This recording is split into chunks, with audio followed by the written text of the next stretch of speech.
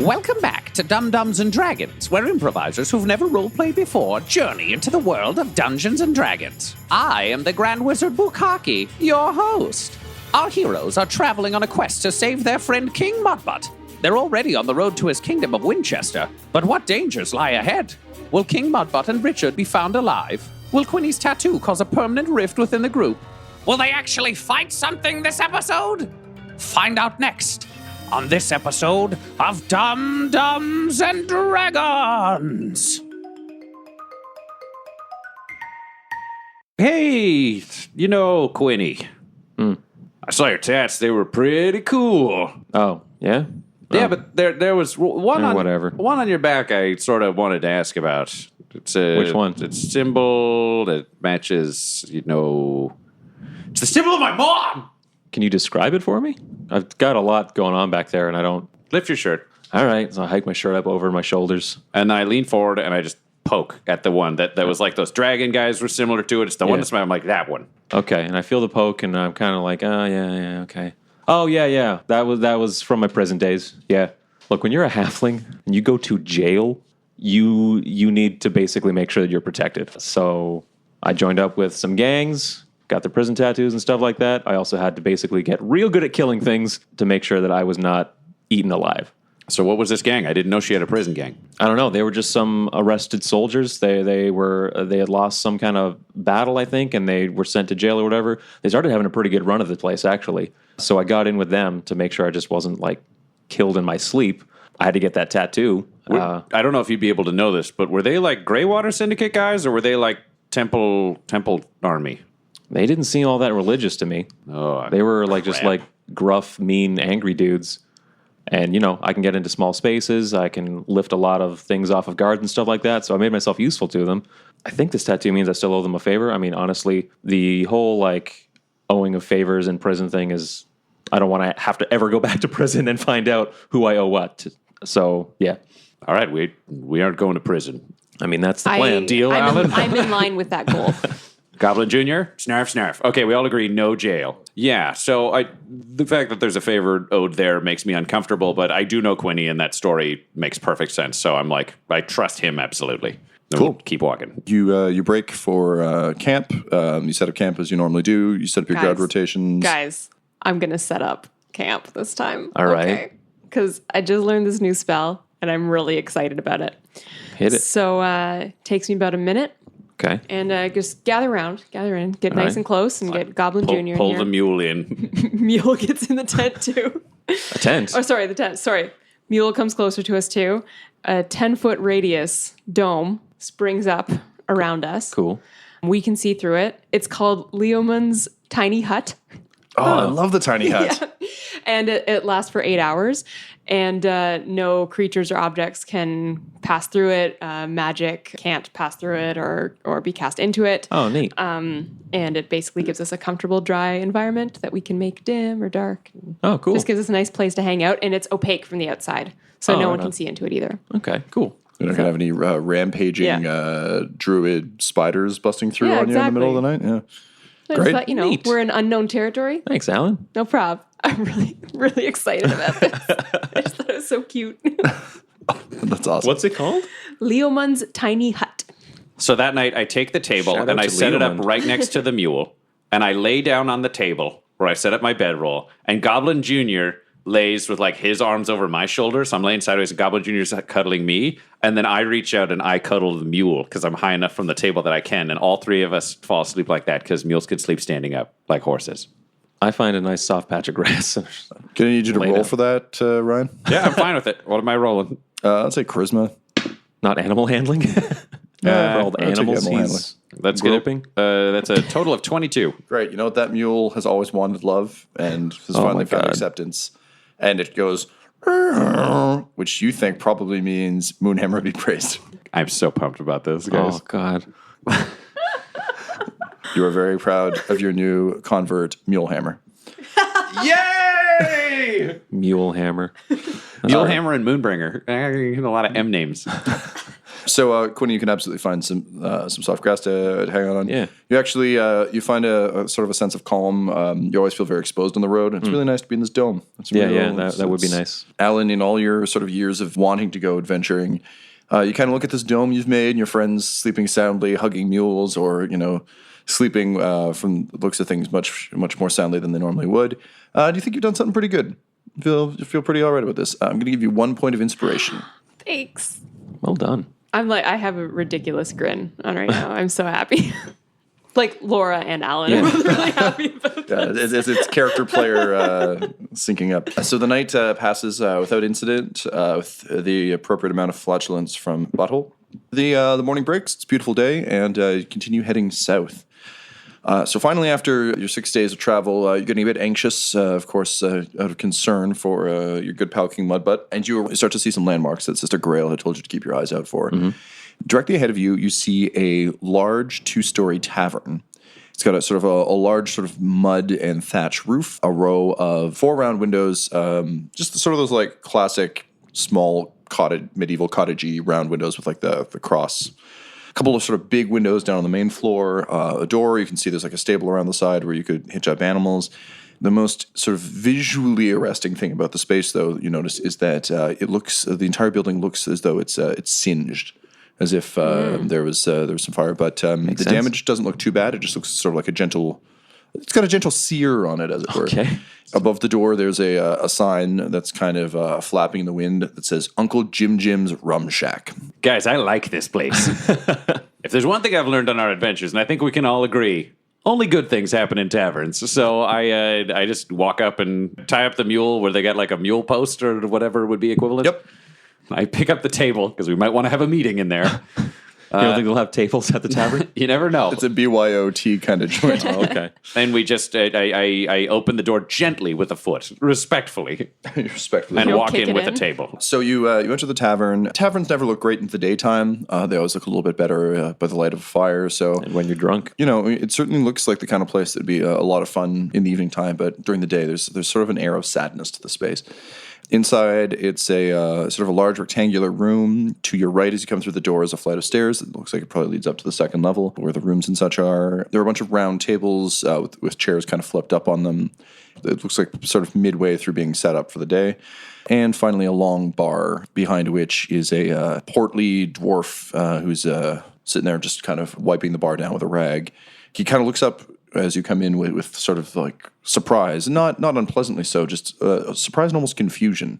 And he says, I wasn't inspecting anyone. We haven't had guests here in quite some time, but you're more than welcome. Here, I'll get some chairs down for you. And he goes and starts. And I look at him and go, oh, you've got your own tables. And then I go put mine back out on the mule. Okay, he was literally just like putting chairs in a circle around where you could put your table. Oh, very good. Well, whatever you'd like. No, I don't want to insult you. You got some great looking tables. And I go put them on the mule. Great. So he gets you guys seated and he says, you'll have to forgive the look of the place. We haven't had anyone here in quite some time. My name is Uncle Jim Jim. This is my rum shack, as you probably saw on the sign outside. Can I bring you food, drink? Yeah. Do you sell whiskey? Actually, yes. That was a joke. I want your rum. Okay, well, it's good. You'd normally have to go visit our sister location, Aunt June's whiskey shack, which is up in the north. But yeah. Yeah. I know Uncle Tom Tom's Tequila Hut. So Oh yes. I'm a fan. Quite a prolific family. He goes and he gets you like a cup of rum. Did you guys want anything? Just the gossip would be good. Gossip, sure. What's going on? You bring some rum for Butthole. You notice that on each of the tables, it's kind of a standard array of pub things. He's got like a little candle, but you also notice he has a bottle of Worcestershire sauce that appears to have his face drawn on it. He says, okay, well, clearly the biggest news, of course, is the coronation of King Mudbutt. And sort of a shadow crosses his face, and he says, Mudbutt is one of my favorite customers and a dear friend. His patronage over the years has meant more to me and the health and well-being of this bar than you can imagine. And he's to be crowned king, which I don't know that he ever really wanted, but such is the way of life. But we haven't seen any strangers passing through this way in quite some time. I mean, you see he almost like coughs and chokes a little bit, and you see his eye twitches a little bit. And he says, "Well, anyway, yes, the coronation of King Mudbutt." Hey, man, let's go back to that cough and twitch. So, nobody passed through. Normally, I do like coughs and twitches when I'm like full of crap. So, what's going? Did nobody come through? You want to roll me a persuasion, maybe? Yeah, persuasion makes sense. And that is a natural 1. Natural 1. I'm like, listen up, you fucking asshole. I don't like you. And, Tell me the truth. And he says, of course, you'll forgive me. I misspoke. Of course, many people came through. Many people, they didn't stop here, but the coronation's a wonderful thing, and Mudbutt will make an excellent king. Well, guys, considering how persuasive I always am, this must be completely true. Yeah. Does anybody else want to ask for more information? I have no follow-up questions. Where's the coronation? The coronation will be happening at the newly rebuilt Winchester Cathedral. As you know, there was a terrible fire that tore through Winchester quite some time ago. But happily now the entire town has been rebuilt and back up to its former glory. All right, you know what? I may have opened a little harsh. So let me explain who the hell we are. Like, we know your name. I'm Butthole, cleric of Moonhammer. This is Alan. Hello. Genius wizard. And Quinny. Hey, He's cool. This is Goblin Jr. Goblin Jr. I'm so sorry. I take his bone bowl and I pour a little rum in it and I put it on the floor for him so he can enjoy himself. I'm like, we actually are here for the coronation ourselves. We ventured forth with Mudbutt. Almost went to see a banshee, didn't. Love Richard. Richard's amazing. You know Mudbutt and Richard? Oh, yeah. We spent an entire night with them taking out a whole band of brigands out in Fandelver. He puts his hand on your arm and he says, "You must help Mudbutt. Tell him that if anything goes wrong, he must come here. I have something that can help him." And then his nose starts to bleed a little bit, and he breaks off and kind of like scurries back behind the bar. Oh, shit.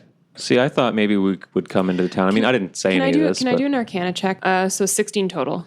You know how sometimes in like a thunderstorm, like your skin just kind of gets the sense of the electricity in the air and just kind of like a change? That's kind of what's happening for you right now. You can sense that there is magic around, but it's vague. It's just washing over you. There's just a general sense of mystical stuff, but nothing you can put your finger on. Okay. So there's some magical force at work here, not your average. You think you could just dispel magic at him? Yeah, If it's on give him. it a try. I mean, if it's on the give room, it a then try. we're I don't screwed, but- know if it's a specific spells, but It's I up can to give you. it a try. Are there any risks to dispelling magic that you don't really know about? Not that I know of. As you're chatting, Uncle Jim he's sort of loading big barrels onto a cart. Behind the bar, there's like a door that leads kind of back to a cold cellar, and you can see he's kind of like coming up and down, moving stuff. And as he comes over to check, he notices your drink's empty. His demeanor seems to have changed. He seems a little happier, a little more of a spring and stuff. And he says, it's good you guys came and you did. I'm sending most of my ale to Mudbutt's coronation himself. You know the man can drink. Would you like another rum before I pack up the rest of it? No, I'm good. I don't shaking want my to go head too no far right with now. this. Yeah. No, Okay, so he kind of nods to you and he goes back to loading up the barrels. Alan, should we? So yeah, I'm gonna let's go cast for this. dispel magic. While she Oh, casts I just- dispel magic, just for the sake of sanity, I'm gonna pray and send a little guidance her way. So basically, roll me a dice. I've set a DC for this. So Okay, D20. yep, D20 plus your D4 because you've got guidance Oh, cool. butthole. 14 total. This is a bit harder for you than it normally would be, but you've got a bit of guidance, which is helpful. But because you aren't trying to spell a specific thing, you're almost just kind of like reaching out and kind of opening yourself up to the magical realm around you to see kind of what's up. And it's a little bit like touching a live wire. You suddenly, your eyes fill with kind of blinding light. You take 4 points of damage. Shit. So, ouch. We're up against something pretty powerful, guys. All right, so Quinny, I know I keep borrowing your rope. I don't have rope. Can I borrow your rope for a minute? Yeah, here you go. All right, so I take his rope, and Jim's loading crap in the back. Yep. I'm just going up, and I got my Moonbringer out, and I got Goblin Jr., and we like sneak forward, and then I give Goblin Jr. a little prrrr, and Goblin Jr. goes and spins around in front of Jim and jumps on him, and then I'm just going to brain him with the pommel of the Warhammer. I just want to knock him out. Roll me a stealth check at disadvantage because you're in huge armor. Should have just gone up talking. That would have been smart. I could have done this. Yeah, well, I'm decisive. 10? So he kind of turns around. I'll brain him in the face if he sees Yeah, me. well, he does. He sees you kind of coming up with the Warhammer raised. And he tries to reach under the bar for something, and you brain him, and he falls unconscious to the ground. Great. I'm going to be extra careful. I got one set of manacles that I'm going to manacle him with, and then I'm going to tie him up on top Sure of don't that. want to toss those manacles? No, I've made my choice. Thank you. Alan, Quinny, go check out the shipment. If he's been spelled, there might be some shit in the ale. What do we know Mudbutt's going to do? Drink everything that's getting sent. Yeah, I'm also going to hop over the bar and see what's behind the bar. Behind the bar, you find like a club. Mounted against the wall is a blunderbuss. Oh, wow. It looks fairly old. You're not sure whether it's an actual weapon or just decorative, but it's there. Otherwise, it's just the standard stuff you'd find behind a bar. Can I examine that blunderbuss a little sure can. closer to determine if it's functional or if it's just a decoration? Yeah, roll me a perception check, please. 25 total. You can tell the blunderbuss has been doctored a little bit, perhaps to look a little more fake than it actually is. It looks like it's been packed for one shot. I'm taking the blunderbuss. Knowing that this guy's tied up now and he'd said there was a secret weapon that would help, I'm going to start searching the place with Goblin Jr. where we're just going to sniff around for like anything hidden or powerful or any of that kind of crap. So there's a trap door behind the bar that leads down to the sort of ale storage ramp. You get the sense that ale's delivered outside on a cart, and then they roll it down the ramp, and then he kind of like drags it up into the. In the back, there's a sort of kitchen prep room from the main bar area. Against the north wall, there is a door that leads to a set of bathrooms. You don't find anything really of note, but you do notice that they look like they haven't been used in a while. Like you go up the stairs, upstairs, long hallway with a window at the end, lined with 4 rooms on each side. Each room has, a simple but fairly comfortable looking bed, a set of drawers, and a window. One of the doors, however, is locked and bolted with a key unlike anything you've ever seen. The southwestmost room looks to be Uncle Jim Jim's room. It's upstairs? Yeah. Okay. Yeah. So it's slightly larger. The bed looks a little bit. I'll search all the bedrooms and Uncle Jim Jim's room especially and see if I can find anything. So what do we find, Tom? How do we do this? I'm sorry. I'm going to go upstairs and search all the bedrooms. Alan's doing the barrels, I'm checking out the and barrels, Quinny's going to yeah. work on that door. Yeah. Yep, he's going to work on the central floor and see if he can find anything there. Great. Quinny, you case the place pretty quickly. You're kind of impressed by the organizational talent of it. It seems like Uncle Jim really knows how to run a tight ship. You don't find anything untoward or out of the ordinary. You find a bunch of bottles of this Worcestershire sauce. It seems like this seems to be a specialty of Uncle Jim's. All right. It seems to be a secret family recipe. As you kind of look in the back area, you see he's got like a big vat where he's just constantly making the stuff and labeling it. Most of the bottles are dusty. Okay. It looks like he hasn't sold any in a while. Can I check like the barrels and see if there's any like poison? Roll me an investigation check, please. So the way we're going to think of that in these terms isn't, you pull out like your Sherlock Holmes magnifying glass and wander around, but more so that as someone who does deal in herbs and potions and that sort of thing, you're just going to run some of the ale through some of the tests that will reveal poison. Natural 20. Amazing. Yay! So For some reason, I just feel really happy upstairs and go, wee! I love those days. Let us all have more of those. You're very quickly able to determine that none of these barrels are poisoned. Okay. The ale appears to be very fine quality. Mm-hmm. However, you do find tucked into the lid of one of them as you're doing your investigations a small crumpled note. It looks to be written by Uncle Jim. You notice that he has extraordinarily good handwriting. Enough to make me suspicious. But it says, Mudbutt, if things go badly, come find me. I will help you. I have what you need. Uncle Jim. Do I find anything in any of the rooms? So in Uncle Jim's room, he seems to lead a fairly Spartan life. He doesn't seem to have too much. There's like a thick book of the exploits of some great dwarven hero. It's sort of like a pulpy Tom Clancy-esque novel that seems to be very well read. I read like a chapter, but like from the middle. The dwarven hero Rockthorn Hammerhall is... it's actually a pretty good chapter, even out of context. But he's meeting with a gnome ambassador who apparently has secrets that will help Hammerhall end the long-standing war between the orc tribe that destroyed his village and killed his family. Nice. I flip back to the beginning because I want to see where it started. It was a dark day, but every day was dark. All right, I skipped like for 5 more Hammerhall. pages ahead, and I'm like speed reading. Like I just want the goals notes. So as you flip through, roll me a d20. Fuck you, Ryan.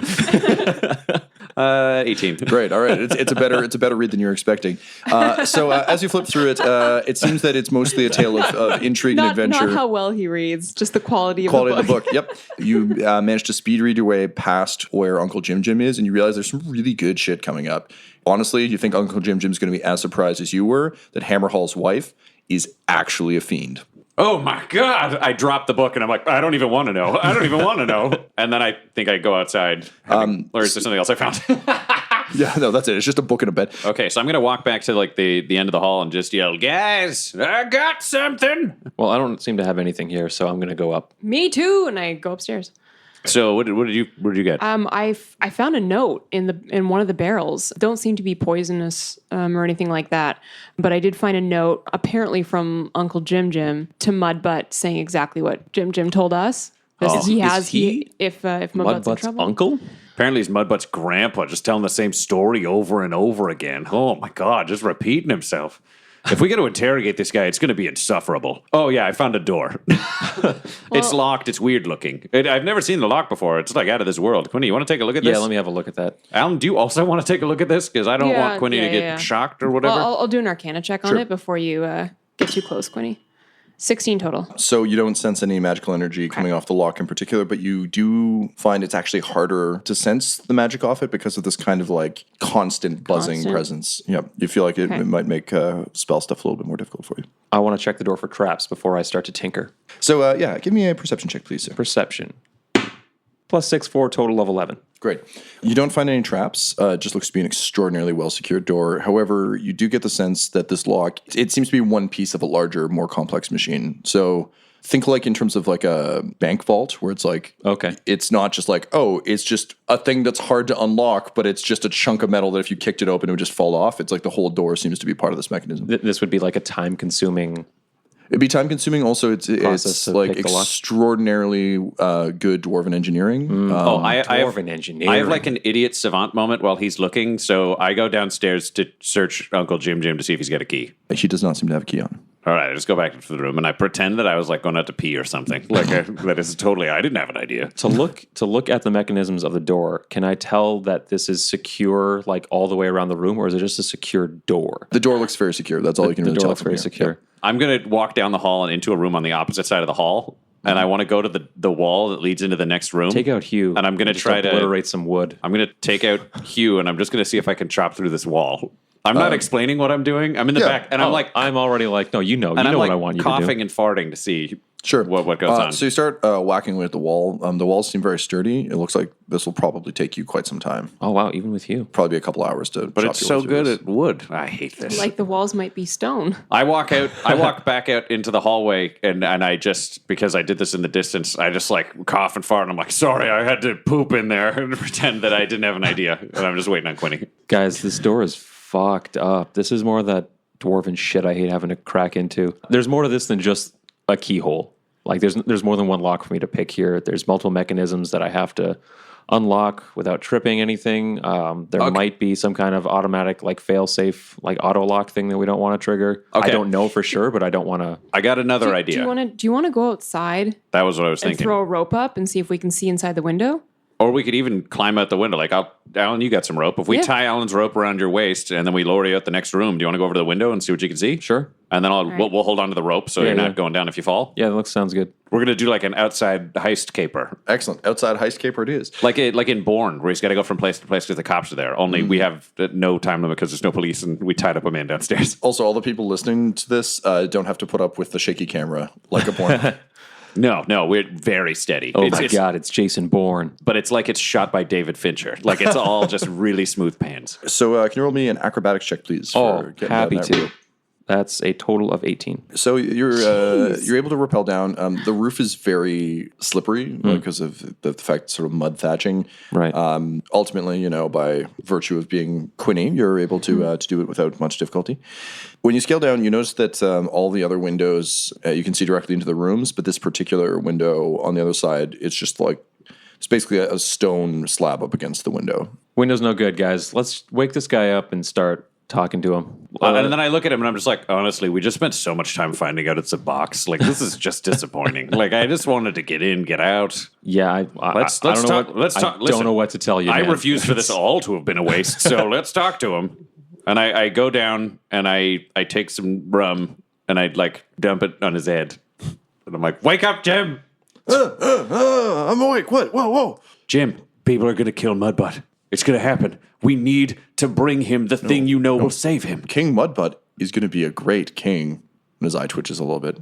No one would hurt Mudbutt. That's madness. Well, then, and I just hold my hand out to Alan and I take the note and I say, what about this note, Jim? Okay, his nose starts bleeding. I feel like we're hurting him. What about this note, Jim? Some blood vessels in his eye burst. Butthole, you're going to put kill the him. note away. I put the note away. He says through clenched teeth as all of this is happening, tell Mudbutt I've got what he needs. It's heavy. You can't let them know we have it. And then he like screams in agony.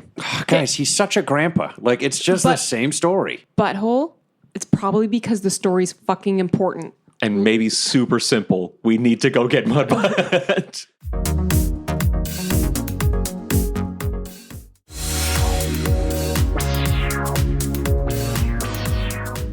Look to the Worcestershire sauce. You'll know when you see it. And then he coughs up a bunch of blood. Oh, Jesus Christ. Okay, no more. mess. Just don't talk anymore, Jim. You're doing great.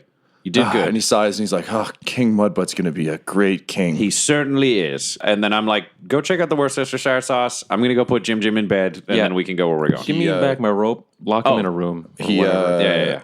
As you go, he sort of like rasps, not here. And he kind of like looks at Quinny. We can't look at the sauce here for some reason. I mean, you can. Well, okay. Do you know what? Let's just take Jim, Yeah. and we'll. I'm going to go manacle him to his bed so he's comfortable, And but he I can't just leave. say, ooh, sauce. This could be delicious later. I'm going to go check out this vat of Worcestershire sauce. Great. It looks fresh. It looks like even though he doesn't seem like he's sold any lately, that he continues to make it. Do you want to taste it? Yeah, I'll dip a finger in. It is goddamn delicious. As a halfling, you have a particularly refined palate, and this dwarf has really fucking figured it out. That's some goddamn fine whatever it is sauce. Worcestershire sauce. Let's just call it W sauce. No, Worcestershire sauce. We is, have, I assure you, we have to say Worcestershire. Guys, I'm so excited about this Jim juice. This is one of the 3 names that was submitted. So we have to use it. So I pocket a bottle. Great. So we've got the Worcestershire. Yeah, I'm committing. And Join us. And then I'm like, maybe we got an idea here. And I don't tell anyone because I'm not banging 1,000 on these ones. So I take a little like cup of it. And I go up to Jim in his room, and I'm like, ah! I'm like coughing to cover up the sound of what I'm doing, and I like feed him a little bit of it. He looks grateful to have it, but And then I'm like, are you normal now? oh, I'm fine. Everything's great here in Winchester. Oh, and I just dropped the cup on the ground. I walked downstairs. I'm like, had to poop again. Didn't have any ideas. He grumbles as you go, it's perfectly good sauce. So now we got sauce, but I'm like, guys, how do we get Mudbutt the hell out of his coronation in here? Well, I mean, let's head to the coronation. We can do a swap if he's got, like, if we can just find a body double. We could just literally kidnap him. Ooh, I think that might be a good one. Okay, what if we empty out one of these barrels of ale and we all put on like Uncle Jim's Rum Shack t-shirts? And if they say like, how do we know you're really with Uncle Jim? I'm like, have you ever had Worcestershire sauce that's so fresh? What about this? And we give out free samples as bribes. And then we have one empty ale cask and we just jam Mudbutt in that one and we carry him out. Yeah, if we're delivering ale to the coronation, that makes sense. Yeah, we'll just say like this one was defective. We got to get out of here. Only the best for the king. And then inside will just be Mudbutt tied up, and then we'll get him out. Maybe we could talk him into hiding, but like worst case scenario, rope him up. Yeah. All right, that sounds good. Still feel like we're missing something about the sauce. Oh, we are. Well, I've got a bottle with me, so if it comes to us, we Okay. can still test. I'm going to stuff go out. and fill up a couple of other bottles. I'm going to dangle them off of Goblin Jr. so he looks like a little salesperson, like where there would normally be hammers. Like I just take do- the hammers. Can I just do like a perception check on the bottle or something? Like just 24 total. It seems like a fairly reasonable amount of Worcestershire sauce to get in a single bottle. You feel like Uncle Jim runs a pretty fine enterprise. He wrote some nutritional information on the back, but really people don't understand nutrition too much in the Forgotten Realms. So it's just kind of like, it's good and probably better for you than other things. Honestly, at this point, we're going to be able to call this like our team fails to get through an escape room. Like, I go back into the kitchen and I'm like, okay, listen, nobody look at me. And then I just pour all the rest of the sauce into Nobody look bottles at and me? I look inside the pot to see if there's like a map in the bottom. Nope, there doesn't seem to be. And I put that down and I'm like, oh, I had to poop in there too. Such a pooping day. Didn't have an idea. What did you eat? Oh, we all ate the same stuff on the road, didn't Yeah, well, we? I didn't look away. He's just doing things and saying he's pooping. I don't know what his problem is. Just pooping. I'm fine. And then I just want to check around the room to see if they're like collectible, like Uncle Jim Jim's Rum Shack T-shirts or something, so that we could wear those to look like employees. He doesn't have any branding on anything, but there are like aprons and things. Yeah, so I'll take an apron because I'm relatively dwarf sized. All right, and I'll take it. We'll put another apron on Alan. I'm going to stay in plate mail, You look but like you're wearing a bib with a dwarf apron on. I'm going to take like one of the T-shirts and chop it up and attach it to another one and wear it as a cape. And then all I do is I take like another piece of cloth and a quill and I write really shittily on it, security. And I just like tape it to my I like somehow attach it to my chest. So now I'm like I'm the booze security guy. So no one will ask any questions when we get there. No one will ask questions to what appears to be a child writing the word security on a ripped up shirt. in Clone Hive. Like, so I guess you're 21, huh? Yeah, that's I'm not 21. I'm really going to put my charm person to the test on this. Yeah, how many times can you cast that? It's going to be on every single know, person right? who's there. I'm like, I think we got this. I'm going to be security and like you the guys confidence. be delivery. Let's go to the Worcestershire Castle church thing, and we'll be good. You load up some stuff on a cart, and you start making your way into town. You've got your wagon. You've got your disguises of various Quality. Mine's the worst. So tell me about your approach before I get into explaining the town. We've got this wagon. Do we want to hitch the donkey up to it to bring it in? Why don't we leave the mule at the inn? Just Okay. because I'm like, we don't want to arouse any suspicion. So I'm like, I'll be sitting looking glowery Yeah. and grumpy. We've got Goblin Jr. there as well. He'll be sitting probably like with me. We'll be sitting back just sort of like on a barrel, just like staring at anybody. Nobody's stealing our ale. My whole thing is I'm looking for any suspicious activity, specifically, I think, in the citizens. Sure. Yeah. I'm just kind of keeping an eye out on any fluctuations in that weird tingly Sure. magic I've been sensing. Cool, yeah, and I guess I'll be watching the crowd as well. Not for like citizens being weird, but I want to watch anybody who stands out. Really rich, really poor, Awesome. Okay. wizard looking. So pointy hats. You're Yeah. watching for pointy hats. Goblin Jr.'s smelling for Yeah. Pointy hats. pointy people. Do they have a horse pulling this cart? What's this cart like? Let's say there's just kind of like a workhorse pulling the Cool. pulling the cart for the veil. Okay, so I was like, Mudbutt, are you pulling the car? well, I was like, it was either that or the horse. But okay, Yeah. so I guess typical us fashion, I'll be driving horses because I do the driving. This is more of a lead the horse from the side kind of Oh, cool. jam. I'll just lead the horse from the side. Great. Uncle Jim Jim was indeed telling the truth. The town has mysteriously been rebuilt, although maybe it's not mysterious because it's been a while. As you walk, there don't seem to be a lot of people out and about. The people you do see tend to be kind of like, you pass between two buildings and you can kind of see some people that kind of look furtively at you, smile very reassuringly, and then kind of disappear by the time you look back.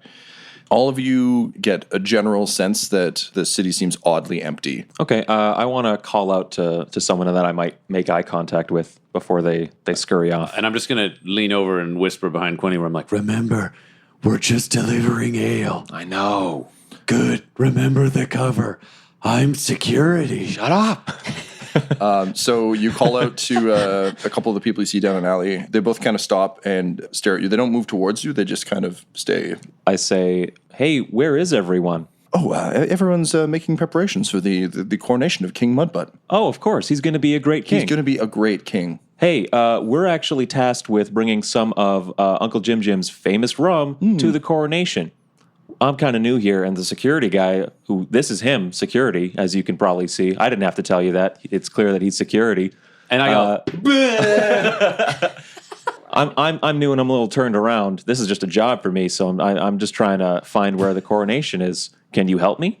Oh, yes. It's going to be a great coronation. I think it's going to be great, It's gonna too. be great. He's going to be a great king. He's going to be a great king. The townsperson gives you directions to Winchester Cathedral, which is, you can kind of see like over the buildings are all kind of low, kind of standard flat roofed dwarven Right. type homesteads made of stone. But in the distance, you can kind of see like these sort of very impressive black spires. Isn't exactly kind of spires, sort of sticking out above the roof. So you can kind of tell like where the big building is. So they point you towards that. Okay. I knock on one of the barrels and I say, we have a very special cask for soon to be the great King Mudbutt. I've been instructed to deliver it to him personally. Where's King Mudbutt? Oh, he'll be at the coronation, of course. He'll be there already? Yes, his father, our great beloved King Grimebottom's body will be on display, as was the tradition of passing the crown. So Mudbutt will be there, along with the body of his father, the royal family, and other notables. Oh, great. Well, see you around. The peasant's eye twitches a bit, and then they say yes, and walks away. All right. Those guys were just as fucking weird as Uncle Jim Jim. So here's a question we can ask Mudbutt later, but his dad is a totally different name. Usually the last name carries forward. Grimebottom to Mudbutt. I'm fascinated by the lineage. Maybe that's just their first names. So if this is magic everywhere, well, that explains why you couldn't dispel it, Alan. That's Yeah, it's like in the air. I think it's affecting everyone here. okay. So we got to get to the coronation. We got to do our delivery, and then we got to sneak off and find Mudbutt somehow. He's at the cathedral, so let's head to the cathedral.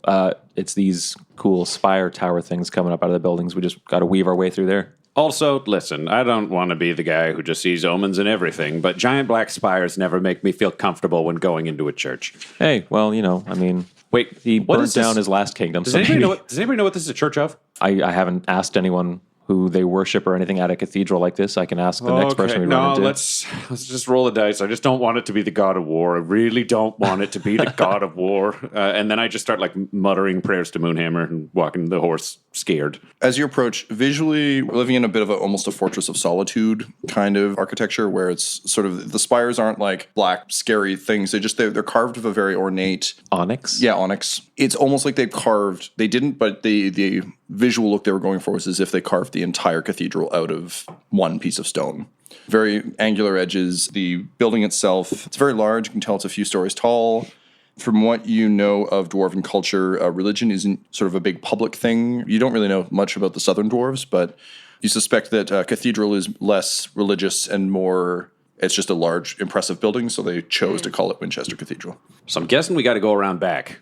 It doesn't seem like you do your booze delivery in the front door. Is there anyone at the front door? Out in front of the front door, there are two very well-dressed dwarves who look to kind of be helping people in. Do you want to go check in with them? Let's address them, yeah. Yeah, I'll stay with the cart, looking all smoldering, Right. and let you go chat. Ho there. We've got the rum for the ceremony. Oh, the ceremonial rum. Yes.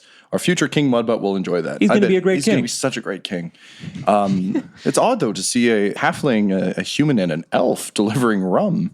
Uncle Jim Jim needed an extra hand. He's a little tied up at the moment. Do you mean to say that you beat him up at that? Just one character in the realm just like 100% understands innuendo. Can you roll me a deception check, please? Yeah. Total of 9. You feel very lucky that the person is kind of blankly staring at you because you suspect if they were any more intelligent, that wouldn't have flown. Okay. Oh, yes. Uncle Jim Jim. Yes, Uncle Jim Jim. Good. So where should we put the rum? The best place to do the deliveries would be just around the back to the cold cellar. Great. And a special delivery for the soon-to-be, the dwarf who would be king. Where can we find him to personally deliver? Soon-to-be King Mudbutt is currently in the central hall upon the throne. Great. And greeting his guests. Awesome. The feast is about to begin. All right. So we'll head around back then, and we'll offload the rum. He's going to be a great king. Oh, he's going to be such a great king. Let's go, everyone. Yes. Goodbye. Goodbye. His eye starts twitching. They're so creepy, dude. Once we go like around the corner, I'm going to wave to you guys both and kind of call you over, and I'm like, okay, here's our problem. We had this ale plan, which was great if he wasn't sitting on a throne in front of a crowd. Yeah. I'd like to pitch a mild tweak, and we can roll forward as we will. I'm thinking, what if I take off my security outfit? I mean, I know it's great and would never raise any questions. Top notch. But what if I take our gifts and I go in the front as a guest to try to get to Mudbutt? You guys go in the back and sneak in as servants because you're like crafty. Like, Quinny can get where he needs to go. Alan, you can try to check out this magic thing, and I'll be the big, loud distraction, making right. a bit of a scene. Because I can talk about how great he is, because apparently they love that. Yeah, And then I can just try He's to... going to be a great king, guys. Key phrase around here, okay? Listen, it sounds like the kind of thing I would be saying to everyone if there weren't a spell. Yeah, if you just throw out your catchphrase of, guys, I really like this blank, you should be fine. Yeah, perfect. All right, so I not to split the party or anything, but That's I'll exactly do that. what we're going to do. Yeah. Do you want Goblin Jr. to roll with us or with you as some kind of... I think you guys companion. are doing like sneaking and scouting, so I think it might be smarter to leave him with you, and he can sort of protect Alan if you end up having to split. Okay, you're with us, GJ. All right, so I'm like, I'm not going to call him GJ anymore. That didn't sound very good. I lean have a over. good mouthfeel when I said it. I lean over and pat him on the head and says, GJ, you do whatever they tell you to do. And he goes, snarf, snarf. And I'm like, yeah, look out for Alan. So I'm going to let you guys keep going with the cart. I'll hand the reins off to Alan because Quinny seems to be handling the talking. And I'm going to tear off my little security label and my security coat and just throw them in the back of the cart. And then I'm going to walk around to the front in my resplendent armor. Alan, do you have any healing potions on you? I have 1 healing potion. You have one? Okay, Yeah. cool. Do you have one, Quinny? I don't think I do. I believe I used mine. I overhear this conversation from a distance. I run over and give Quinny my healing potion, and then I run back. Hey, thanks, security guy or guy who hasn't... No, I am a visiting noble, sir. Excellent. Thank you, sir. I just felt secure around you. Praise Moonhammer. So you go around the building. Everything's at interesting angles. It's a rather large building, though you can certainly hear a lot of commotion from inside. You see people in the distance. No one's really approaching you.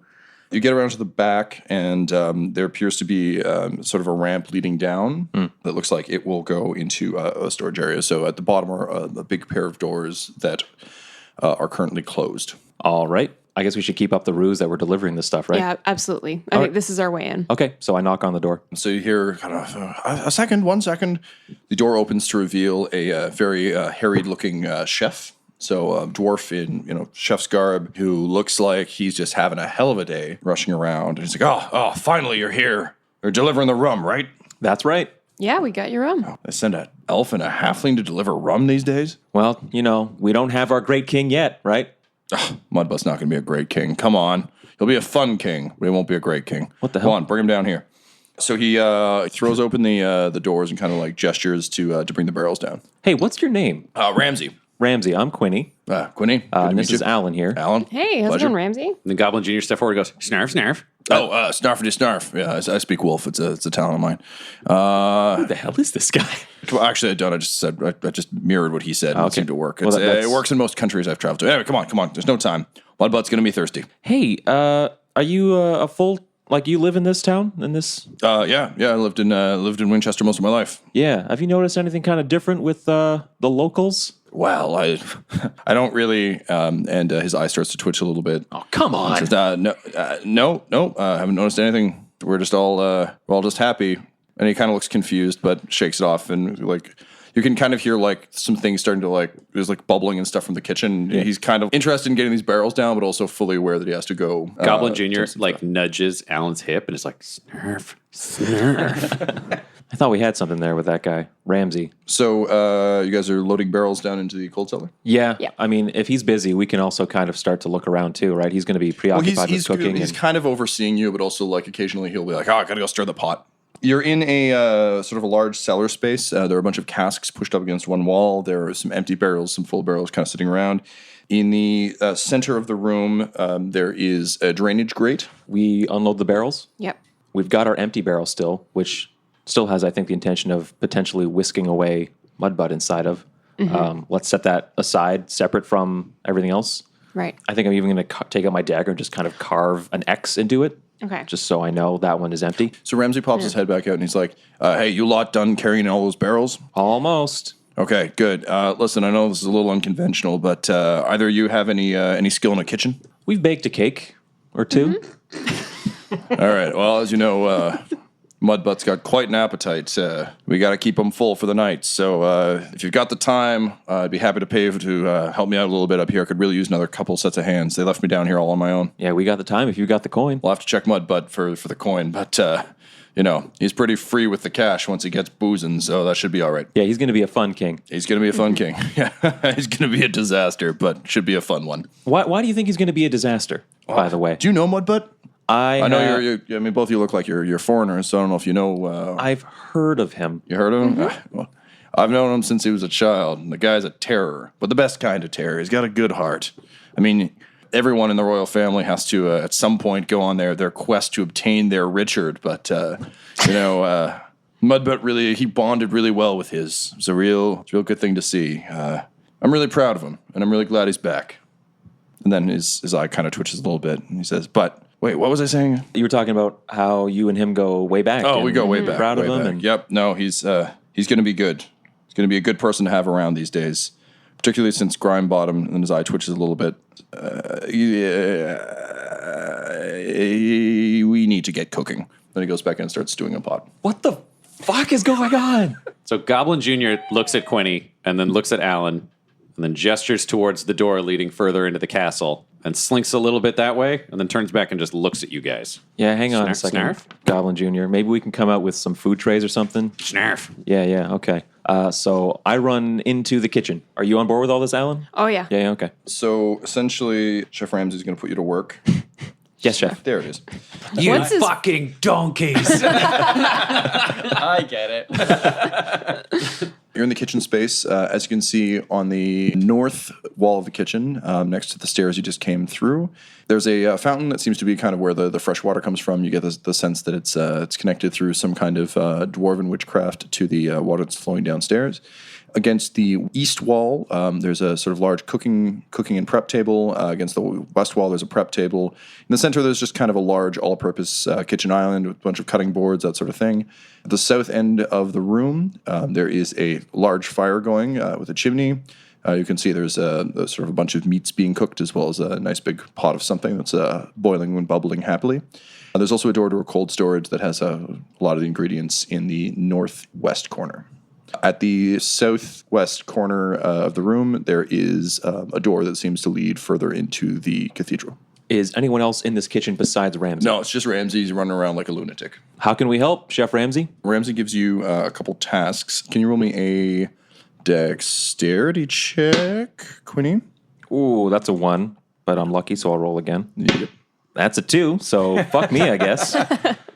Just straight dexterity? Give me sleight of hand. So that 2 turns into a 9. So basically, you're set to the prep station to just like chop things as fast as you So I can. cut my hand off. Cool. But you're not doing so great. Right. Chef Ramsay seems not overly pleased, but also is understanding that you're like hired help that was Just the sound of the moving knife barrels. hitting the board of like, ow, ow, ow, ow, ow, ow, ow, ow, ow, ow, ow, ow. This cake tastes like pennies.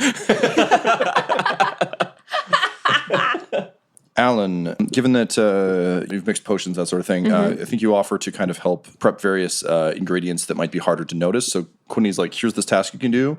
With you, he's like, he sort of points to cold storage and basically just needs you to grab a bunch of different ingredients for him for the next thing. So can you please roll me a medicine check? Sure. 8 total. Hey, we're both doing great. So even though there are certain herbs that you can identify very easily for potions, none of those are used for cooking. So you're having a difficult time with it. Again, Ramsay seems gently frustrated, but also aware that this was a spot of luck. So Goblin Jr. looks up at Chef Ramsay, goes, Snarf? He says, okay, fine. Watch the soup. Make sure it doesn't boil over. Snarf, snarf. And he goes and finds the cutest way to sit while watching the soup. Does he have a chef hat? Yeah, he puts it on the top of his armor. Like he finds one on a counter and pulls it over with his teeth and makes it fall on his head. And then, so he does that, and Chef Ramsay's like, oh, you. And then he notices the Worcestershire sauce bottles hanging from Goblin Jr. He says, the sauce. Yeah, we've got a bottle of those on every table. But if we run out, it's good to know that you brought extra. That's some good thinking, dog. Snarf, snarf. Mm-hmm. Jesus. Is there anything ready to be served right now, Chef Ramsay? I'm thinking we're not doing too well with the prep. Maybe we'd be better bringing out the food that you've prepped and coming back and forth. Yep, that sounds reasonable to me. It'll take us a few minutes to get everything ready, but Yeah. then you can start taking just some of the sort of starters out. Let's smash cut upstairs. So, Butthole, you are approaching the Citadel entrance. The two well-dressed dwarves who these guys encountered earlier, one of them stops you and says, Pardon me, sir. Do you have an invitation? Invitation? I've known Mudbutt forever. He's going to be a great king. Am I right, guys? He is going to be a great king. Listen, I'm a visiting dignitary from the city of Fandelver, where I've got some great land. I've been adventuring with Mudbutt before, and look at this mug. And I take out the Electrum mug. I'm like, I brought this for him. Like, I'm here to make some gifts, make some friends. He's going to be a great king, right? Oh, he's going to be a great king. Well, I think my love for him is sort of an invitation. You know, it's an open kingdom. He's got an open heart. Well, certainly, sir. But you will need to leave your weapon with us. There are no weapons allowed. Fuck. Okay. This episode of Dum Dums and Dragons features the voices of Ryan LaPlante at the Ryan LaPlante on Twitter, Tyler Hewitt at Tyler_Hewitt on Twitter, Laura Hamstra at EL Hamstring on Twitter, and our DM Tom McGee at McGeeTD on Twitter. This episode's sound was edited and mixed by Laura Hamstra, and Dum Dums and Dragons artwork is by Del Borovic, who can be found at delborovic.com. Our theme songs are And Now for That Massive Coronary and Skipping Through the Orchestra Pit Part 1 by Peter Gresser, and our ad music is No Control and Chiefs by Jazzar, Jahzzar, all available at freemusicarchive.org. When it comes to Dum Dums and Dice, you can visit our website at dumdumdice.com. Our Twitter and Instagram are at dumdumdice, and on Facebook at facebook.com/dumdumdice. But most importantly, we've got merchandise at redbubble.com/people/dumdumdice, or you can join our Patreon at patreon.com/dumdumdice. That's DUMBDICE. And tune in next week for more Dum Dums and Dragons.